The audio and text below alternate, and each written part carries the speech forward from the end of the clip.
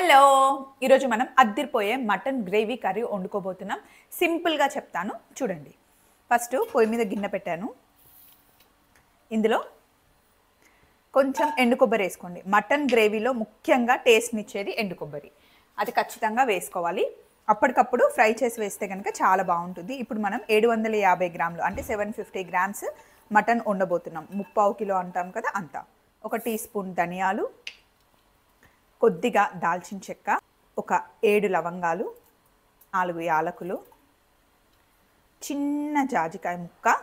జాజికాయ మటన్ని టేస్ట్ మరింతగా పెంచుతుంది. అలాగే కొన్ని మిరియాలు, కాస్త జీలకర్ర.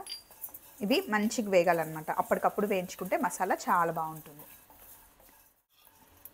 ఇప్పుడు ఇందులో కొంచెం సాజీర వేస్తున్నాను.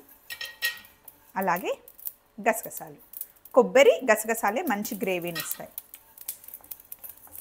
ఇవన్నీ కాస్త వేగిన తర్వాత ఇప్పుడు మిక్సీ జార్లో వేసుకుందాం. దీన్ని మంచిగా పౌడర్ చేసేయాలి. ఇలా పౌడర్ చేసేసుకోవాలి. మసాలా రెడీ అయిపోయింది. ఇప్పుడు కుక్కర్ గిన్నె డైరెక్ట్గా పొయ్యి మీద పెట్టేసుకోండి. ఇందులో ఒక 2 టేబుల్ స్పూన్ల నూనె వేసుకోండి.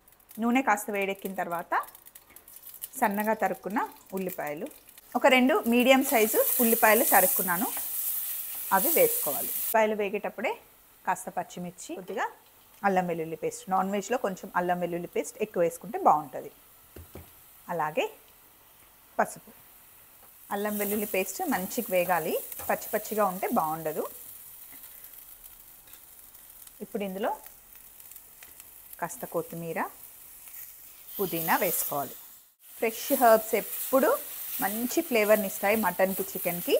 ఇవి కాస్త ఫ్రై అవుతున్నప్పుడే ఇందులో ముందే వాష్ చేసి పెట్టుకున్న మటన్, నేను కొంచెం లివర్ వేయించాను, పిల్లలు లివర్ ఇష్టంగా తింటారు.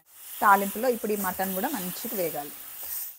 కాస్త ఒక 2 నిమిషాలు ఫస్ట్ మంచిగా వేయించుకోవాలి ఇలా మటన్ ఇలా వేగుతున్నప్పుడే ఇందులో టమాటాలు, 1/4 కిలోకి ఒక చిన్న టమాటా కొలత. ఇది 750 గ్రామ్స్ ఉంది కాబట్టి పెద్ద టమాటాలు 2 వేస్తున్నాను నేను. అలాగే మటన్కి సరిపడా ఉప్పు, కారం నేను 1/4 కిలోకి 1 స్పూన్ వేస్తాను. అలాగే మనం ఇందాక మిక్సీ పట్టి పెట్టుకున్న మసాలా కూడా ఇందులో వేసేయాలి. ఇప్పుడు మొత్తం ఒకసారి బాగా మిక్స్ చేసుకున్న తర్వాత ఈ మసాలా పట్టిన జార్ని కొంచెం కడిగి వాటర్ ఇందులో వేస్తున్నా. కొంచెమే వాటరు, జస్ట్ మటన్ ఉడకడానికి లైట్గా వేసి ఒకసారి బాగా ఇలా మిక్స్ చేసేసి ఇప్పుడు మూత పెట్టి, మా కుక్కర్కి అయితే 3 విజిల్ పెడతాను మటన్కి. మీ కుక్కర్కి తగ్గట్టుగా విజిల్ పెట్టుకోండి. కొంచెం చిన్న మంటనే పెట్టుకోవాలి. పెద్ద మంట పెడితే మటన్ మాడిపోతుంది, ఎందుకంటే మనం వాటర్ చాలా తక్కువ వేసాం కాబట్టి. ఇప్పుడు ఒక 3 విజిల్ రానివ్వాలి. కుక్కర్కి 3 విజిల్ వచ్చేసాయి. ప్రెషర్ పోయింది. మళ్ళీ ఒక్కసారి ఆన్ చేయాలి. మళ్ళీ ఒక ఉడుకు రావాలి ఎప్పుడైనా సరే.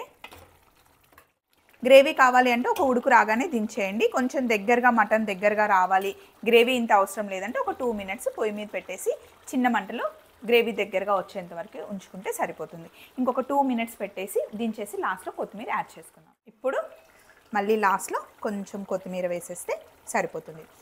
చపాతీలోకైనా, జొన్న రొట్టెకైనా, వేడి అన్నంలో అయినా అద్దిరిపోయే మటన్ కర్రీ. రండి బౌల్లోకి తీసేసుకుందాం. అందరూ అంటారు నేను మటన్ కర్రీ చాలా బాగా చేస్తానని.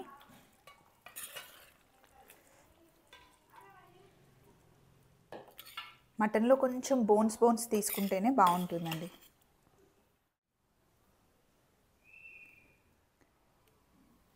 మటన్ కర్రీ చాలా సింపుల్గా తయారు చేయొచ్చండి. చాలామంది మటన్ సరిగ్గా కుదరదు అంటారు. ఇప్పుడు నేను చూపించాను కదా, ఇలా ట్రై చేయండి, చాలా బాగుంటుంది. వేడి అన్నం, మటన్ కర్రీ, పచ్చి పులుసు అద్దిరిపోతుంది. ఇంకా ఏమైనా డౌట్స్ ఉన్నాయా? రండి కామెంట్ బాక్స్లో మాట్లాడుకుందాం. Take care, bye.